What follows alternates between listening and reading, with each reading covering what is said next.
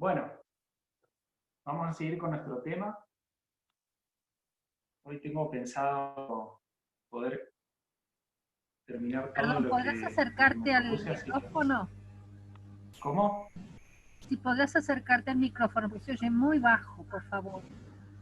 Y estoy a la misma distancia que las otras veces, porque es el micrófono del teléfono. Ahí mejoró. ¿Mm? No sé, está igual que la semana pasada.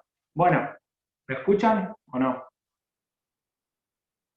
Sí. Sí, a mí me Genial. escucha. Bien. Bueno, vamos a continuar con lo de la semana pasada. Vamos a tratar de avanzar para no tener que tomar tantas clases sobre este tema por más sábados. Tengo la idea de poder terminar el sábado siguiente. Vamos a hacer un pequeño resumen de lo que estuvimos viendo, sobre todo en la última clase. Yo dejé toda la pizarra con las cosas que habíamos escrito la semana pasada, y los que estuvieron seguro se van a acordar. Haciendo un breve repaso, nosotros vimos que las tablas de los 10 mandamientos nos representan esos dos grandes mandamientos que hemos visto en Mateo, uno que tiene relación con Dios y el otro que tiene relación con el prójimo. Vimos que la regla de oro era precisamente esa parte de amar al prójimo, y también vimos la comparación entre lo que es amar a Dios y amar al prójimo con amar lo espiritual o amar lo natural. En primera de Juan 4, una de las cosas que aprendimos es que no podemos no podemos amar a Dios sin amar a nuestro prójimo. Primera de Juan 4, 20 y 21 decía que la pregunta era, ¿cómo puede amar a Dios a quien no ha visto, a alguien que no ama a su prójimo, a quien sí puede ver? Entonces vimos esa comparación. Para poder amar a Dios, primero es necesario primero amar al prójimo, y vimos que esto seguía una metodología, y la metodología es parábola. Primero lo natural y después lo espiritual. Primero lo que yo puedo ver, segundo lo que yo no puedo ver. ¿Sí? También en 1 de Juan 4, 21 decía que ese era un mandamiento, el mandamiento que les había dejado. Decía, y nosotros tenemos este mandamiento de Él. Ese Él era Jesús. Entonces vimos de ahí a Juan 13, 34, 35, que ahí se nos decía, un nuevo mandamiento os doy, decía Jesús, que os améis unos a otros como os he amado, que también os améis los unos a los otros, dice. Y en esto, y esta era la parte importante, conocerán todos que son mis discípulos. Entonces, ahí vimos que para poder saber quiénes eran verdaderos discípulos, eran aquellos que amaban a su prójimo. Entonces, volvimos a ver este asunto entre lo que uno profesa, que está ligado a Dios, y entre lo que uno hace, que está ligado al prójimo. Esto es visible, ¿sí? En Mateo 7 también vimos que esto tenía que ver con los frutos, ¿sí? Entonces, lo que yo veo es lo que me ayuda a mí a corroborar, a confirmar quién es un verdadero discípulo. Hicimos la conexión entre la regla de oro y la segunda tabla que está relacionada al prójimo. El prójimo está relacionado a la igualdad, porque tanto el siervo como el amo en Efesios 6 estaban en una misma situación delante de Dios, entonces estaba la igualdad, ninguno sobre el otro en ese aspecto.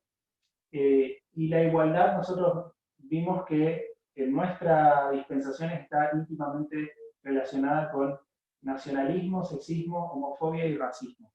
Eso fue lo que vimos hasta ahora.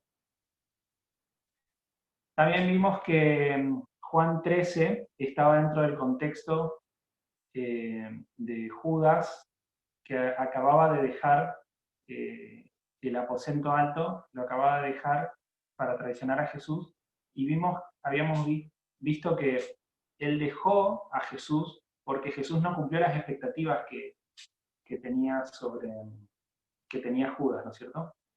Y esas expectativas vimos que estaban íntimamente ligadas con el nacionalismo, ¿sí? Habíamos analizado un poquito también el nombre de Judas, que era, Judas es la forma griega de Judá, y Iscariote significaba hombre de ciudad. Y habíamos una noción de que justamente aquellos que rechazaron a Jesús son aquellos que defendieron a muerte la ciudad y obviamente perecieron en la ciudad. Y eso tenía mucha relación con el nacionalismo, ¿sí?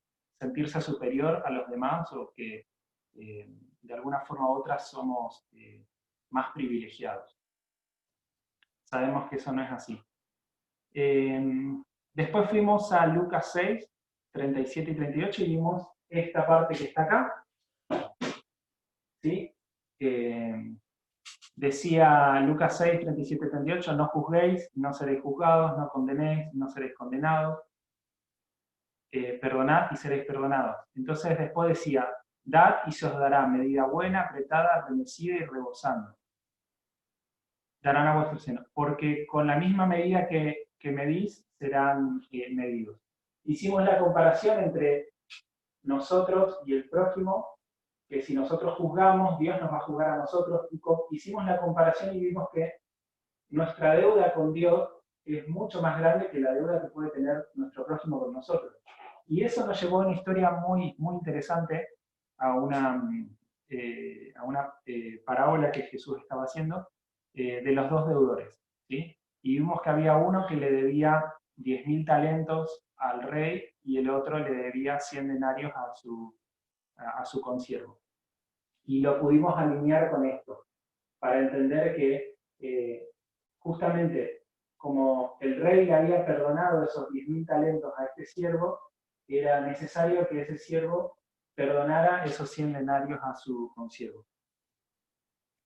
Entonces ahí nos empezamos a dar cuenta de que en realidad la regla de oro está más centrada en nosotros, o sea, yo no voy a hacer nada que no me gusta que me hagan, o sea, trato a los demás como a mí me gusta que me traten esas personas. Nos dimos cuenta que en realidad Dios no se maneja así con nosotros.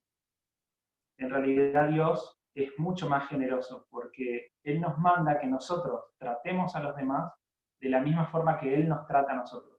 Y eso lo vimos en este aspecto de acá, en esta historia, y también en Lucas 6. ¿Sí? Nuestra deuda con Dios es mucho más grande.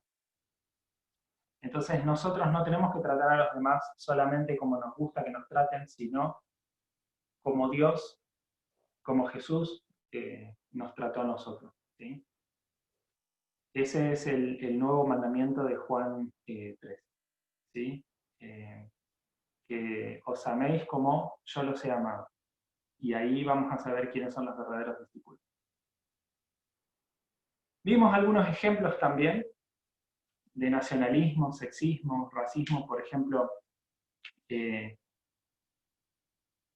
yo puedo decir que no quiero, en el caso de Estados Unidos, ¿no es cierto?, no quiero que los mexicanos vengan a mi país, y yo tampoco voy a su país, ¿sí? Eso es algo que habíamos dicho que no estaba bien.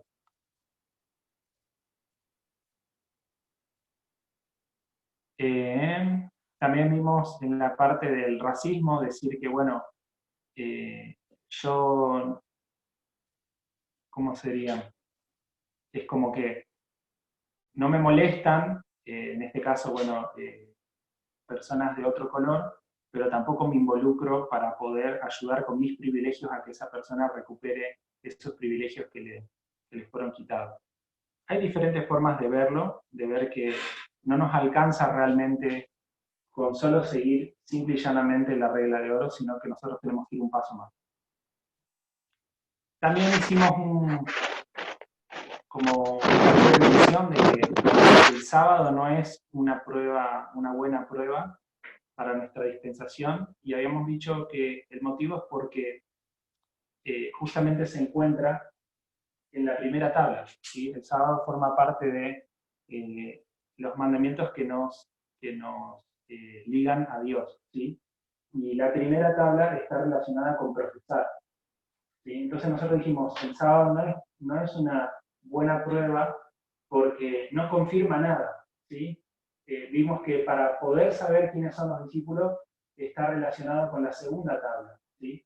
Y lo visible es lo que me revela lo invisible, ¿sí? Lo que está relacionado con Dios. También vimos que, bueno, ese fue el mismo problema que tuvo Jesús cuando vino, porque él era el mejor guardador del sábado, el que mejor guardaba la ley, y sin embargo así lo acusaron de quebrantar el sábado. Entonces, es muy fácil confundir los verdaderos guardadores del sábado con los falsos. Entonces ahí podemos darnos cuenta que no es una prueba todo aquello que se encuentre en la primera tabla, sino lo que se encuentra en la segunda tabla. Y con esto no queríamos decir que no sea importante guardar estos mandamientos, ¿sí? Solamente es una cuestión de que la segunda tabla es lo que a nosotros nos corrobora quiénes son los verdaderos discípulos. Bien, vamos a seguir. Vamos a volver a leer Mateo 22, 36 al 40, y de ahí vamos a avanzar. ¿A alguien le gustaría leer Mateo 22, 36 al 40?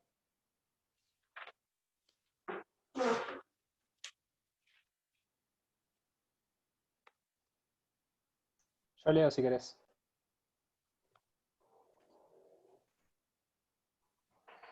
Maestro, ¿cuál es el gran mandamiento en la ley?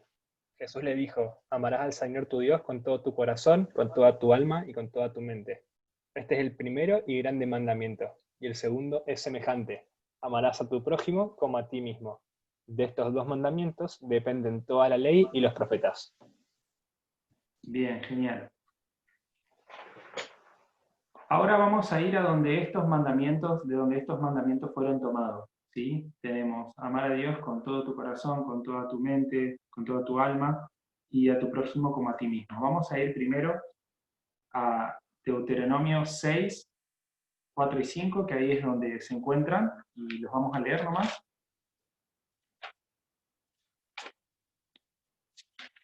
Ahí es donde se encuentran.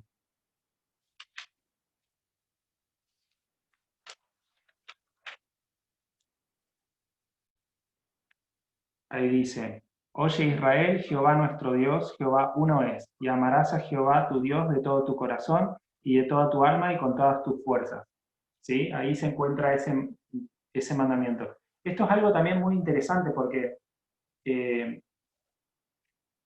cuando los fariseos le preguntan, o sea, que le dice, ¿cuál es el gran mandamiento de la ley?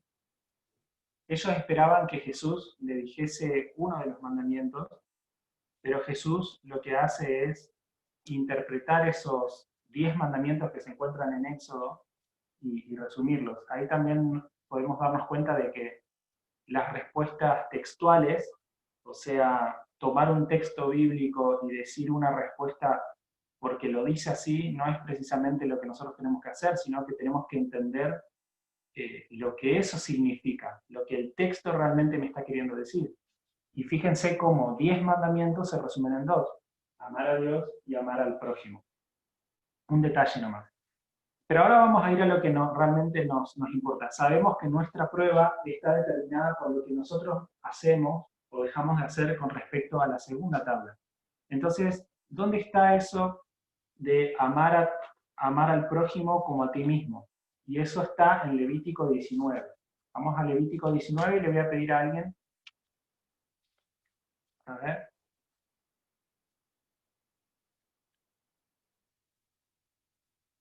Cande, ¿querés leer Levítico 19, 18?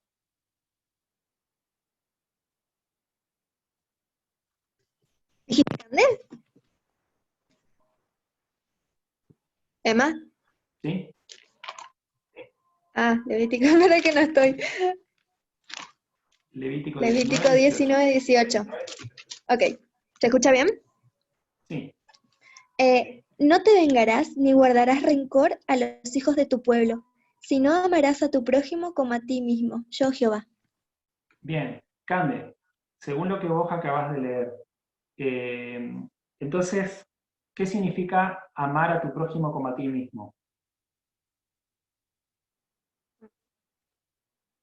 ¿Cuál es la No palabra más vengarme importante que vos podés tomar de ese texto para poder explicarlo? una no, las dos. No vengarme y no guardar rencor. Ajá, pero ¿cómo vos sabés que eso significa amar a tu prójimo? ¿Cuál es la palabra clave? ¿Sabes? No, Fíjate. ahí Cuando- Agustina me ayudó, dice si no. Exacto. ¿Por qué? Porque esa Porque está palabra si contrastando. no... ¿Cómo? Está contrastando. Perfecto. Eso es algo muy, muy importante.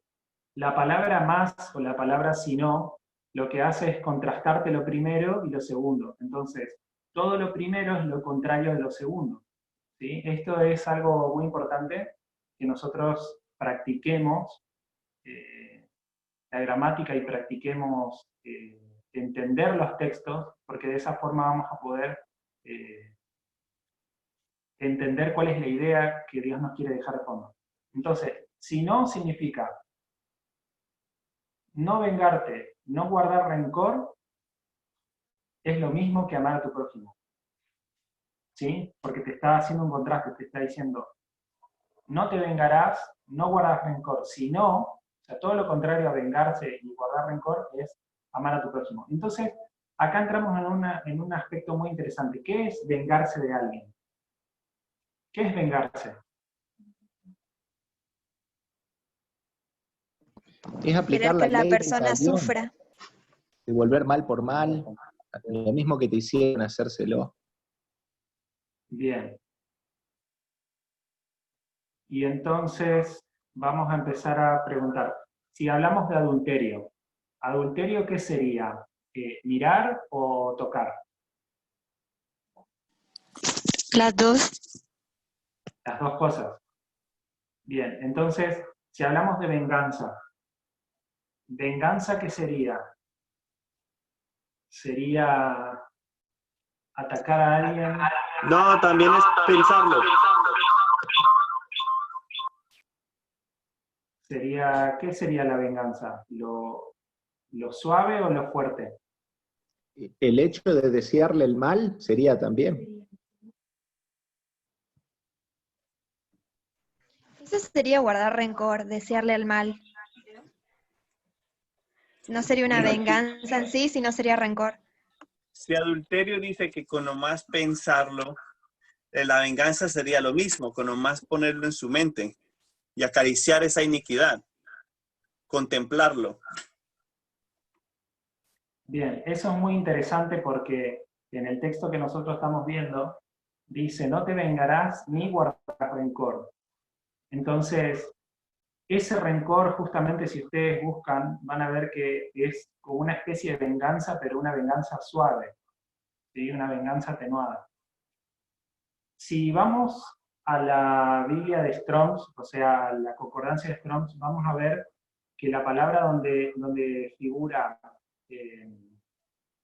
rencor es H5201. Lo voy a anotar acá.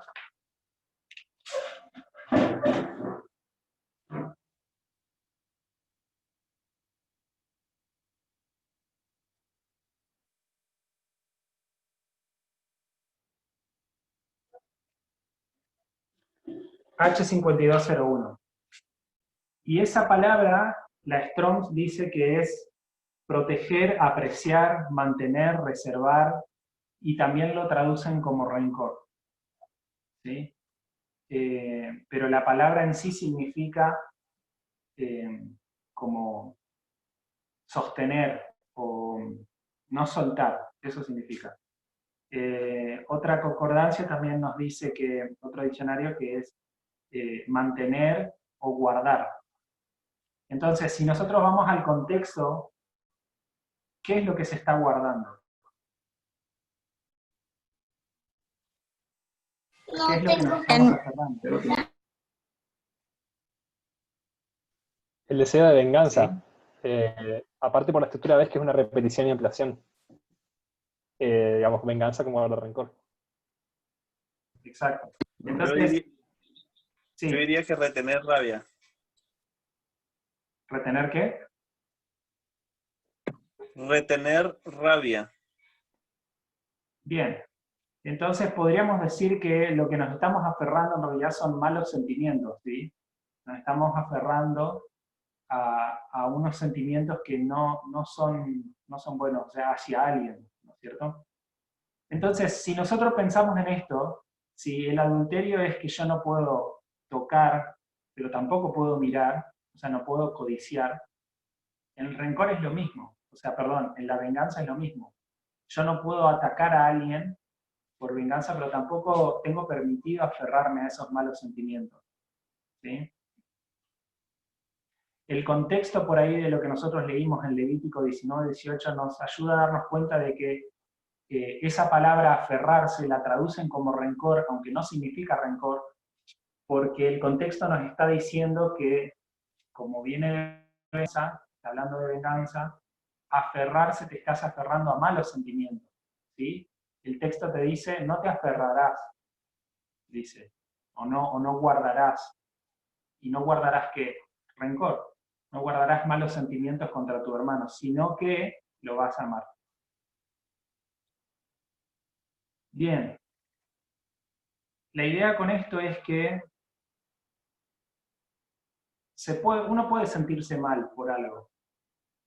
El problema es cuando nosotros guardamos resentimiento y guardamos esos malos sentimientos. Y hay un pequeño ejemplo que les puedo dar. Si alguien les hiciera algo malo, a ver, voy a tomar a una persona. Cindy. Sí, aquí estoy. Bien. Si alguien te hiciera algo malo, X persona, te hace algo malo y vos salís de ese lugar donde estás con esa persona y te pasa algo, no sé, te golpeás o algo y perdés la memoria. Te olvidaste de lo último que pasó. Y volvieses a ver a esa persona al otro día. ¿Cómo sería tu actitud hacia esa persona?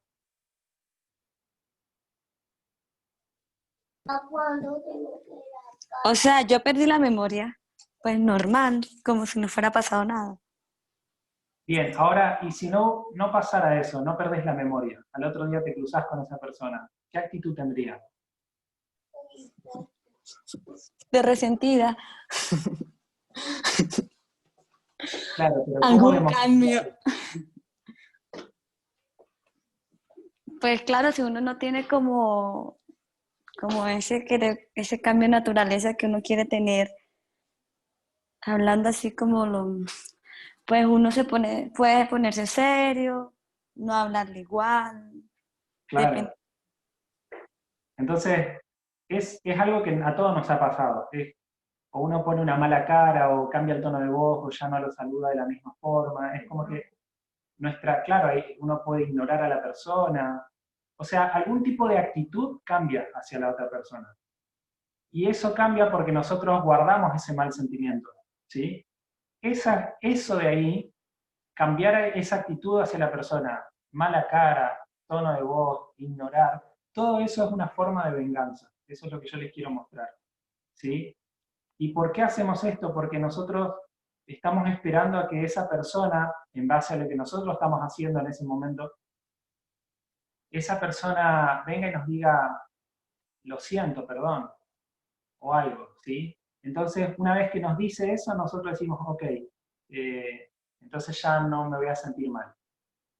Es como ese tipo de actitudes que nosotros tenemos y que la hemos tenido muchas veces, eso es venganza, ¿sí? Y es importante entender esto porque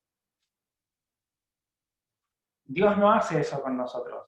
O sea, cada vez que nosotros nos portamos mal con Dios, Dios nos sigue bendiciendo, Dios no guarda ese rencor, no guarda resentimiento. Y eso no significa que el no guardar resentimiento sea que Dios va a perdonar a todas las personas. Porque cuando nosotros estamos en una relación con alguna persona y esa persona hace algo mal o se va, nosotros tenemos, se aleja de nosotros, tenemos dos cosas en las que podemos hacer. Una, o dejamos que esa persona se vaya, otra, lo perseguimos, ¿sí? Entonces Dios lo que hace con nosotros es nos persigue, nos busca, pero hasta cierto punto. Llega un punto donde Dios dice, ok, te voy a dejar ir. Y eso no es venganza, ¿sí? Eso no es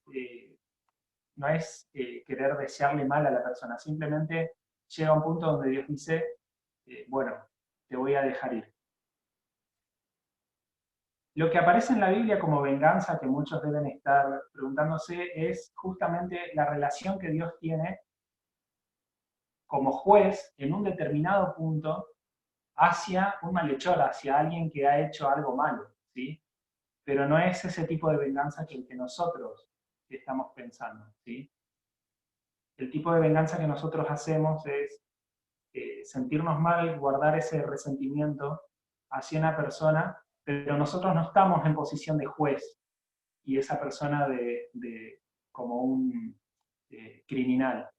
En cambio, Dios, en ese momento, cuando Dios traiga juicio, va a ser Él en posición de juez y nosotros en posición de, bueno, nosotros no, esperemos que no, ¿no?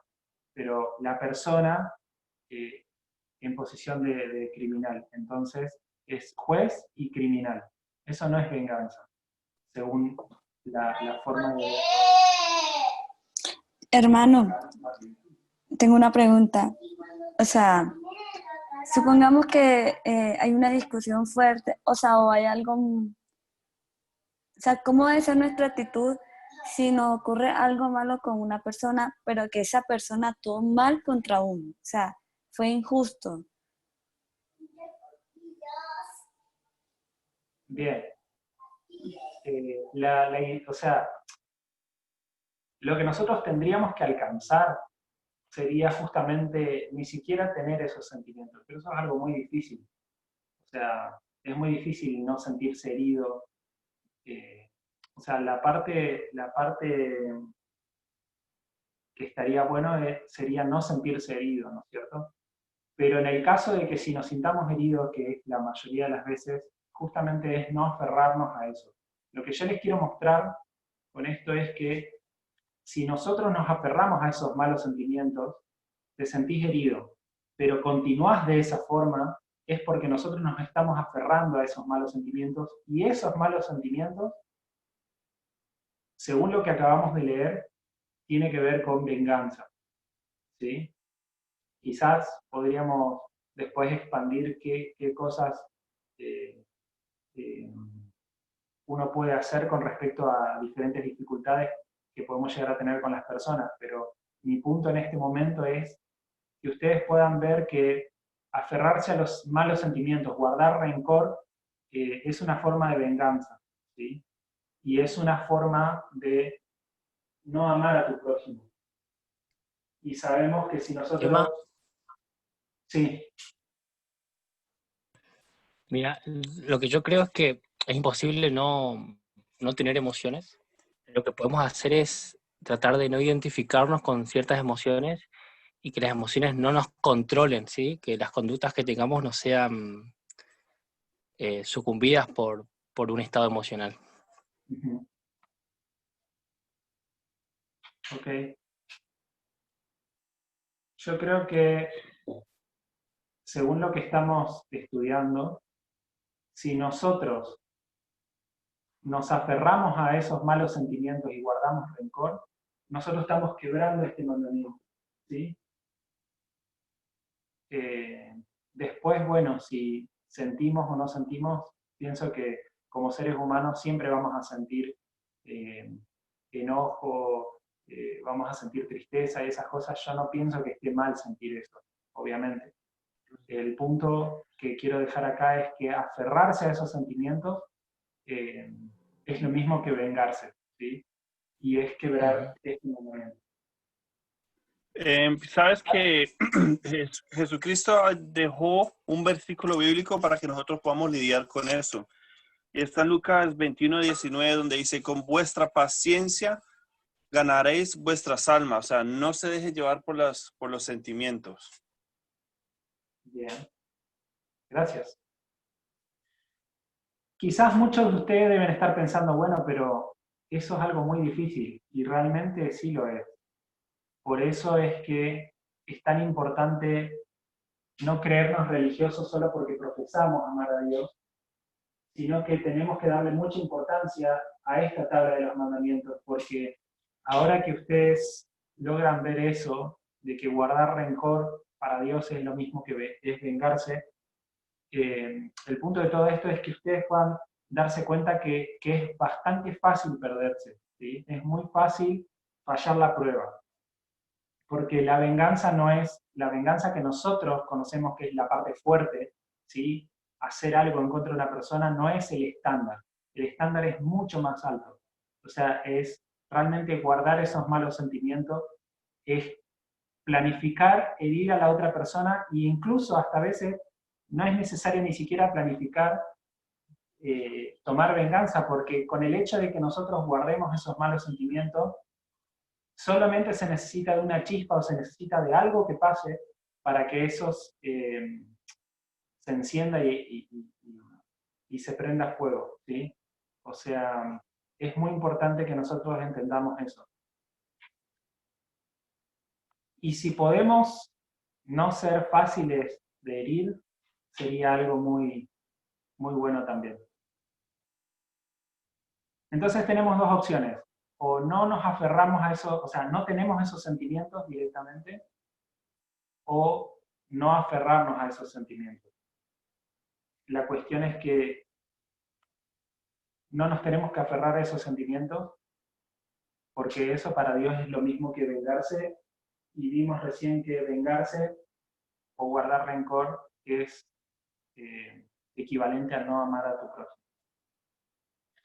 Pero ¿qué pasa, entonces, qué pasa con el mundo? Y cuando me refiero al mundo me refiero a las personas que están fuera de la iglesia, ¿sí? O sea, los que no forman parte de la iglesia. Cuando nosotros vemos a las personas del mundo, ¿cómo las vemos? ¿Quiénes son?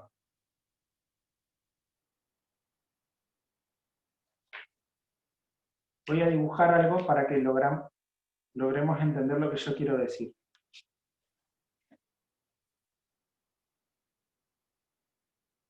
Porque eso lo sabemos nosotros. Pero vamos a ver cómo eso se ve en el mundo. Nos cuenta que esta es la estatua de Nabucodonosor, ¿sí? Esta es la estatua de Nabucodonosor. Y esta es la piedra. ¿Esto qué es? ¿Qué representa? Representa a Jesús, el nuevo reino.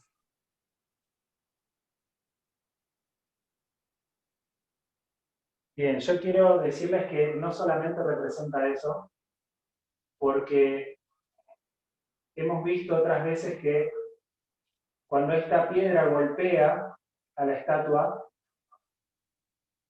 de acá de la estatua también tiene que salir algo, ¿sí? ¿Alguien se acuerda? ¿En qué se transformaba la estatua? Ahí salen es la cosecha de los netineos. Ok. Yo lo que quería decirles es esto. Esta piedra simboliza la iglesia, ¿sí? Una vez que esta piedra golpea a la estatua que es símbolo de Babilonia, nosotros vemos que de acá la estatua se transforma en tamo, o sea, en paja, en lo que no se usa, y sabemos que si hay paja, hay tamo, también tiene que haber trigo, ¿sí? Al golpear la piedra a la estatua, va a haber una parte que va a ser trigo, y esto es lo que sale de Babilonia, ¿sí? Ahora, esto que sale de Babilonia, ¿qué sería? ¿Nosotros podemos decir que esto es parte del mundo? ¿O es de la iglesia? ¿Cómo Parte lo del verían? mundo. ¿Eh? Parte del mundo. Vamos a ver unos textos que nos van a ayudar. Porque la prueba para nosotros, voy a recapitular, tiene que ver con amar al prójimo, ¿sí? Para poder demostrar realmente que somos verdaderos discípulos. Y vimos que esta prueba tiene mucha relación con esto, con todas estas cosas, nacionalismo, sexismo, homofobia, racismo y otras formas de opresión. Pero cuando nosotros vamos a ver al mundo, vamos a ver a las personas que no conocen a Dios, ¿cómo sería para ellos? Yo quiero que leamos Apocalipsis 18:4.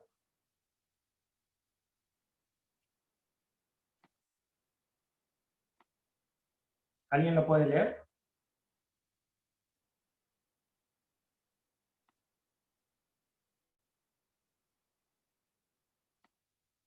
Leo si querés.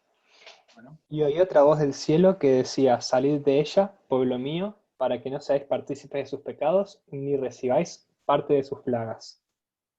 bien. Cuando nosotros leemos este texto de Apocalipsis 18:4, sabemos que el llamado que se está haciendo es a las personas que están en el mundo, ¿sí? Son las personas que, o sea, es la iglesia llamando a las personas que están en el mundo. ¿Y cómo les dice? Salid de ella, pueblo mío. ¿Quién es ella? Esteban. Perdón, ¿puedes repetir la pregunta? Babilonia. ¿Quién es ella en este texto? Ah, sí, Babilonia, sí. Bien, entonces, ¿y quiénes son los que salen? Y los que salen son aquellos que estaban en Babilonia, que eran parte del pueblo de Dios. Exacto. Cuando nosotros decimos que hay un pueblo que sale de Babilonia, ¿qué historia es la que se nos viene a la mente?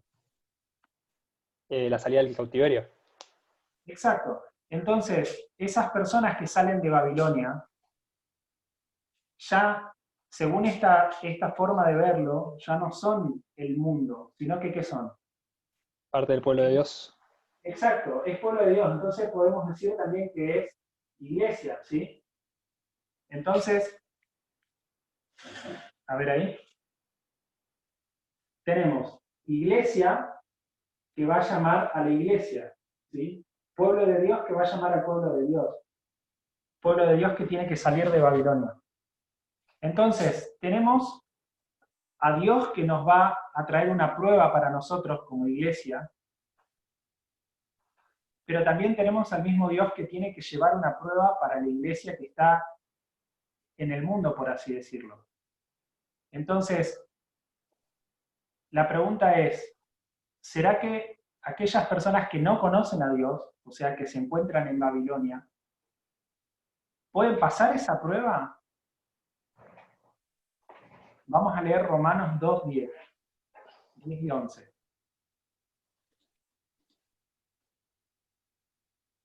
¿Alguien que lo quiera leer?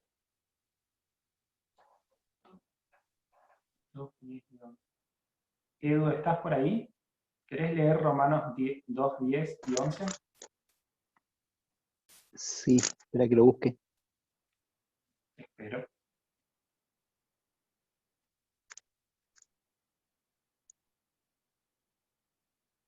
Sí.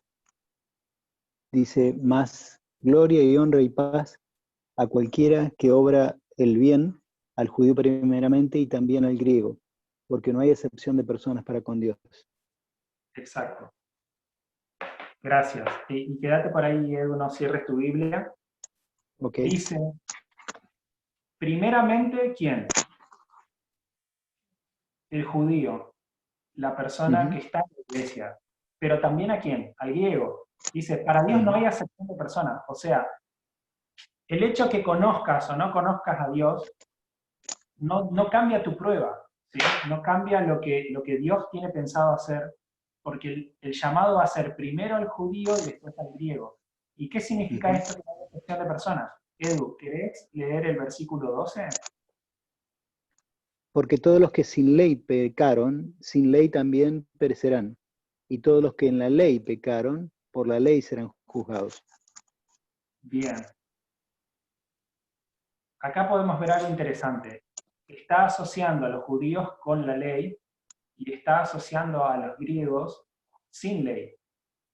Pero dice, todo aquel que pecó sin ley va a ser juzgado, y el que peca con la ley va a ser juzgado. Entonces, acá podemos ver que no se trata de pecar.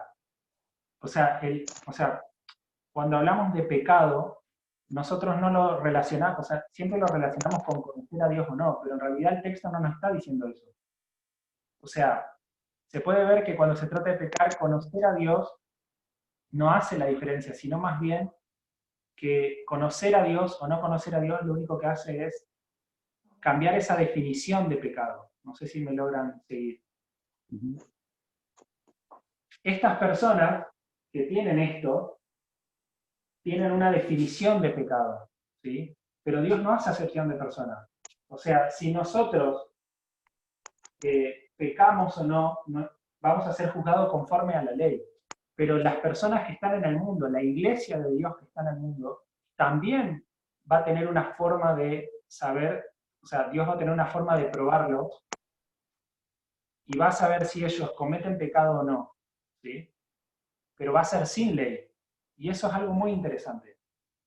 Entonces, ¿puede Dios, supongamos, puede Dios probar al mundo, probar a las personas que se encuentran acá con el sábado? No, porque no conocen el sábado. Exacto, el texto que acabamos de leer dice, esas personas no conocen la ley, sin ley tienen que ser juzgados, ¿sí? Entonces, acá nosotros tenemos dos opciones. O Dios hace dos pruebas, una prueba para los que conocen a Dios y una prueba para los que no conocen a Dios, o ¿qué otra cosa puede hacer Agus? O hacer una prueba que pueda pasar una persona que conoce la Biblia y una persona que no pueda, que no conozca la Biblia todavía, pero que es sensible a la voz del Espíritu. Porque por más de que ellos no lo conozcan a Dios, no quiere decir que el Espíritu Santo no actúe en sus corazones. Perfecto. Entonces, Dios hace eso. Dios hace una prueba que la pueda pasar una persona que conoce la ley y una prueba, la misma prueba, la puede pasar una persona que no conoce la ley. ¿Sí? Vamos a leer Romanos 2.14. Edu, vos que estabas por ahí con Romanos, ¿querés leer Romanos 2.14? ¿Cómo no? Porque los gentiles que no tienen ley, naturalmente haciendo lo que es de la ley, los tales, aunque no tengan ley, ellos son ley a sí mismos. Bien. ¿Qué te dice ese texto, Edu? Que Dios te prueba las intenciones, no es el conocimiento de una ley. Digamos, la revelación que han recibido algunas personas simplemente ha sido por el libro de texto de la naturaleza, ¿no? Incluso la conciencia es la manifestación de la voz del Espíritu en la persona. Lo dice el versículo siguiente, ¿no? Mostrando la obra de la ley escrita en sus corazones, dando testimonio juntamente de su conciencia, y acusándoles y también excusándoles sus pensamientos unos con otros. ¿Y cómo guardan la ley? ¿Cómo guardan la ¿Cómo? ley, Edu? Esas personas que, los gentiles, ¿cómo guardan la ley? Según el texto, versículo 14. Son leyes sí mismo, dice, ¿no? O sea, el poco conocimiento que tengan, si son coherentes a lo que conocen, es lo mismo que estar cumpliendo la ley, que no conocen, pero que si la conocieran, lo harían. Es la actitud hacia la luz. Bien. Yo quiero agregar a todo lo que vos dijiste, que me pareció que está bien, agregar la palabra que dice naturalmente. Sí. Viste que dice ellos naturalmente. O sea, Dios, acá Pablo está diciendo de que los gentiles pueden cumplir esa ley de forma natural. ¿Lo pueden ver? Dice que los gentiles hacen naturalmente lo que es de la ley.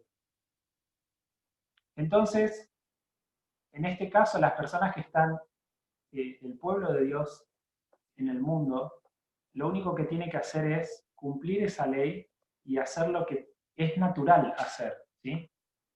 Veamos un poquito estas tablas. ¿Cuál de estas dos tablas es natural para una persona del mundo cumplir? La segunda. Exacto. La segunda es lo que es natural hacer, porque tiene que ver una relación entre nosotros y nuestro prójimo. Entonces Dios lo que hace es elegir una prueba que esté en la ley y que los gentiles, o sea, las personas del mundo, puedan cumplirla por instinto, puedan cumplirla porque forme parte de la naturaleza. Y nosotros sabemos que nadie guarda el sábado por instinto, ¿sí? Todo lo que Emma, sí. ahí compartí un pedacito que me hizo acordar lo que estábamos charlando ahora, que estás presentando, sobre el discurso maestro de Jesucristo, cuando expande sobre la regla de oro. Ella menciona eso de que uno de los versículos que leyó Edu mencionaba algo similar, de que nosotros somos nuestra propia regla, lo que nosotros esperamos es lo que deberíamos dar, ¿no? Y en este pedacito que compartí empieza el párrafo así: la regla de oro es la verdadera norma del cristianismo. Incluso si no te profesás cristiano, puedes llegar a la altura, si sos sensible a la voz de Dios a través de la influencia del Espíritu. Muy bueno, gracias. Gracias, Raúl.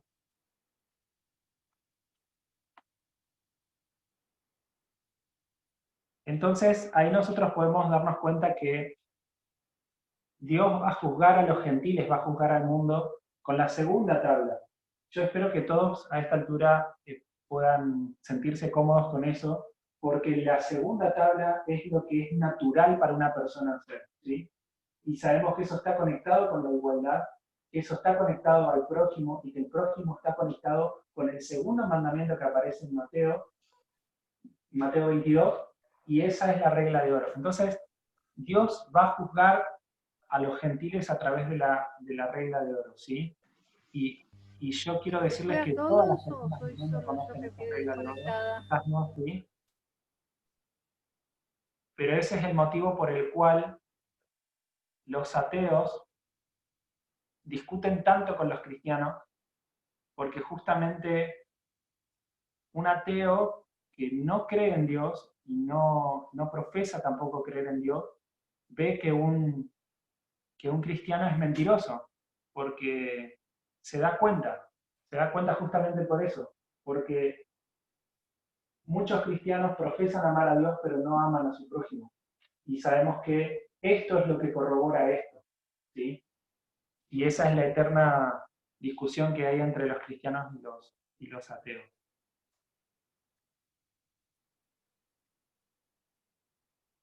El problema con nosotros es que decimos algo que no es natural.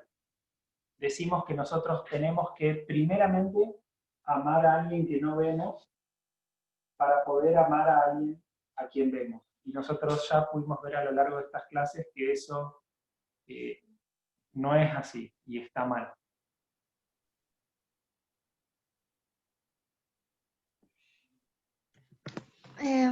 Por ahí lo que confunde un poco es el tema de que nuestra naturaleza está corrompida, de que no nos sale así, o sea, entiendo desde el punto de vista natural espiritual, pero si vemos naturalmente no sale de los seres humanos ser así, o sea, sí o sí tiene que estar el Espíritu Santo trabajando sobre esas personas. Sí, totalmente. Por ahí a veces nos confundimos cuando decimos amor a Dios, puede ser amor a Dios o amor de Dios, ¿sí? Nosotros naturalmente no vamos a tener amor, ¿sí? Y eso es lo que charlamos la semana pasada. No confundamos el amor de Dios, que Él es la fuente, con el amor a Dios. Lo que estamos hablando ahora es el amor a Dios. Nosotros decimos que tenemos que amar a alguien que no vemos para poder amar a alguien a quien vemos. Y Cande, ¿por qué eso está mal? ¿Por qué no se puede? Porque el amor no proviene de nosotros, sino de Dios.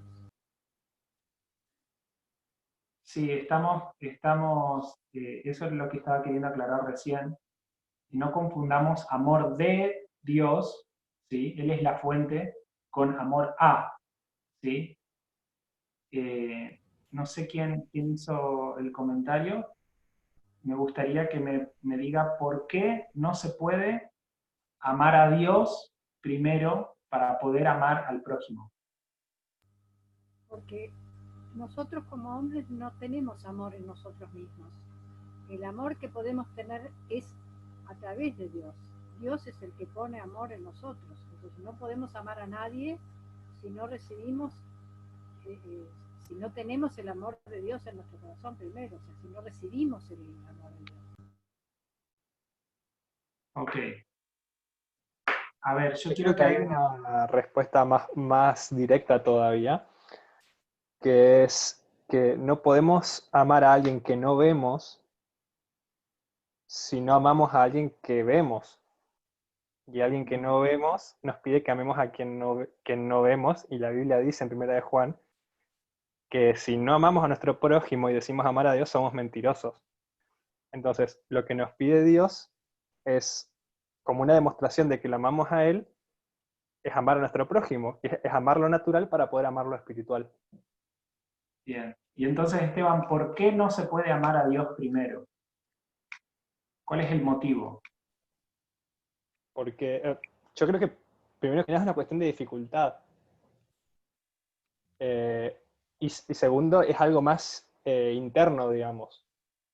Entonces, es como, por ejemplo, a ver, las obras dan muestra de tu fe.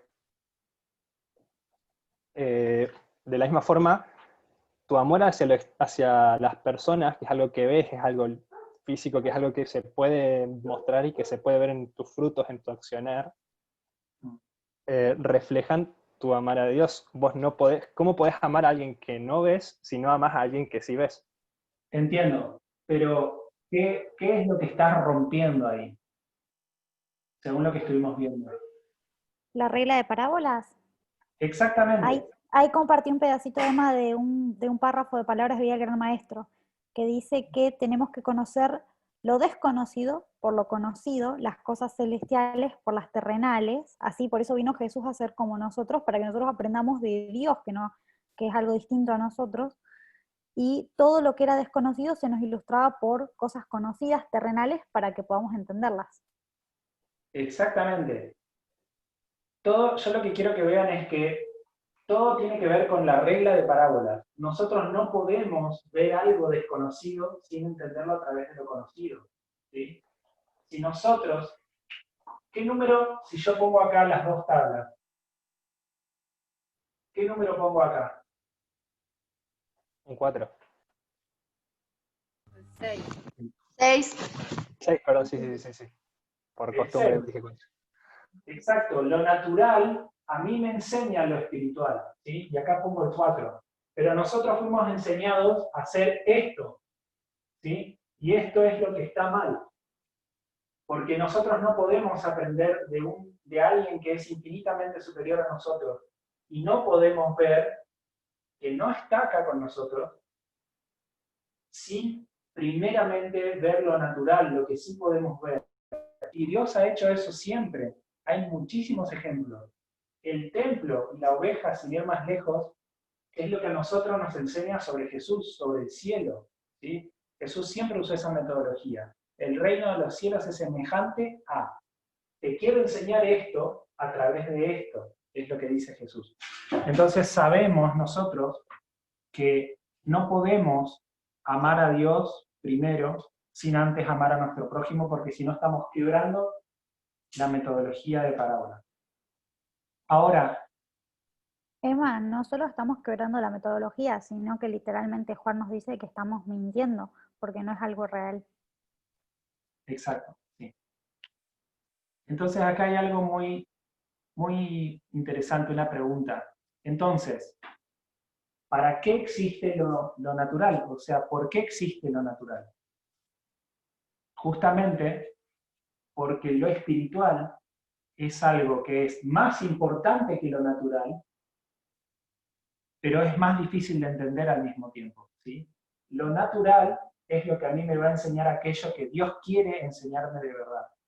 Eso no descarta lo anterior, ¿sí?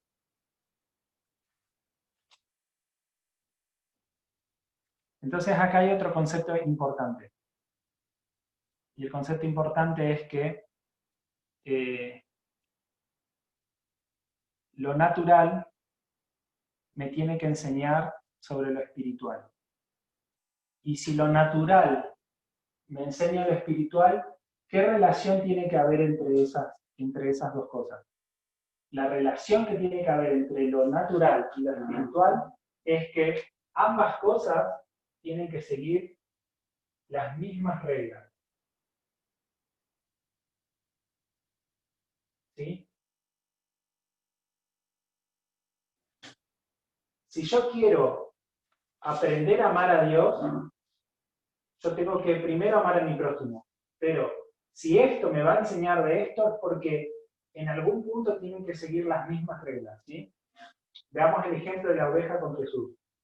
Si la oveja me tiene que enseñar, el cordero, la oveja me tiene que enseñar sobre Jesús, yo tengo que tener algo acá que me enseñe sobre Jesús. ¿Sí? Entonces yo voy a aprender mansedumbre, voy a aprender varias cosas sobre esta oveja, la entrega, el no luchar, el no... Las ovejas son sumamente mansas. Entonces, esas cosas me enseñan sobre Jesús. Si yo veo una parábola sobre una perla de gran precio, yo tengo que ver qué es lo que me está enseñando esa parábola, qué reglas siguen que son similares a las reglas espirituales. Entonces yo, aferrándome de esas reglas, yo puedo aprender lo espiritual. Entonces, si mi prójimo, ¿sí?, me enseña sobre Dios, tiene que haber una conexión entre Dios y mi prójimo. ¿Sí?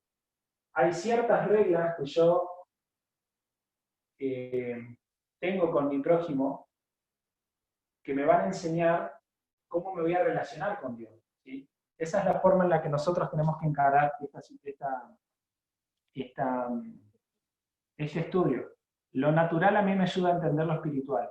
Entonces, el amor se refleja de varias maneras, ¿sí? Y el amor con nuestro prójimo se refleja sobre todo, las relaciones que nosotros tenemos, ¿sí? Ese relacionamiento que nosotros esperamos tener con Dios, o que muchos creemos que tenemos, primeramente fue enseñado con nuestro prójimo. Es como lo que le pasó a Felipe con Jesús. Creo que era Felipe, si corríjanme si estoy mal, que le dice: Señor, muéstranos al Padre. Felipe era, ¿no? ¿Y qué respuesta fue la de Jesús? Tanto tiempo hace que estoy con ustedes y no me conocen. Exactamente. Entonces, ahí Jesús lo que está diciendo es: ¿querés ver al Padre? Tenés que verme a mí. Si vos tuviste una relación íntima conmigo, de amor, entonces esa es la misma relación que vas a tener con el Padre. ¿Sí? Entonces acá vemos que tenemos dos cosas. Tenemos un ser divino y tenemos un ser humano. ¿Sí?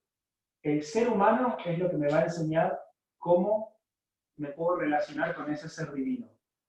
Y para el próximo sábado vamos a adentrarnos en qué tipo de relaciones nosotros tenemos con ese ser humano, con nuestro prójimo, con todas las personas que nos puedan enseñar algo sobre ese ser divino que nosotros llamamos Dios y que muchas veces decimos que amamos, pero a mi entender a veces lo decimos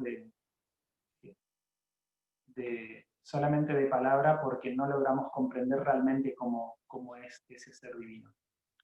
Estas tablas de los mandamientos son las tablas de la ley moral, ¿sí?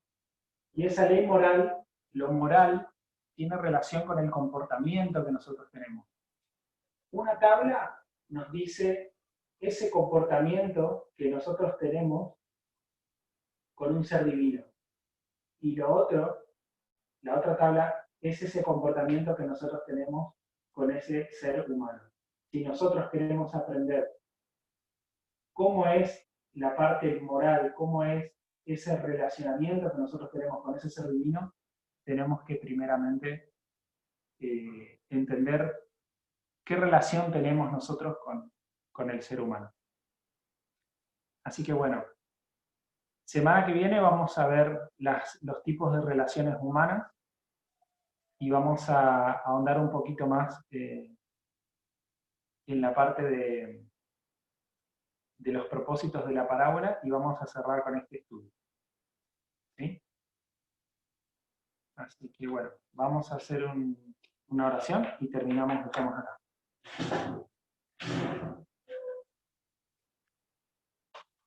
Querido Padre, quiero agradecerte por este sábado, quiero agradecerte, Señor, también por este estudio, quiero agradecerte por ayudarnos a poder darnos cuenta que estábamos haciendo las cosas de forma inversa, que estábamos tratando de conocerte y no sabíamos que podíamos aprender a conocerte y amarte a través de las personas que tenemos al lado nuestro.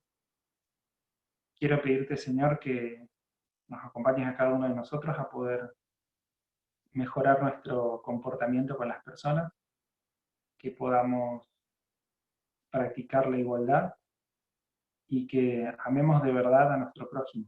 Sabemos que esa es la prueba por la cual vas a someter a tu iglesia y también a la iglesia que se encuentra en el mundo.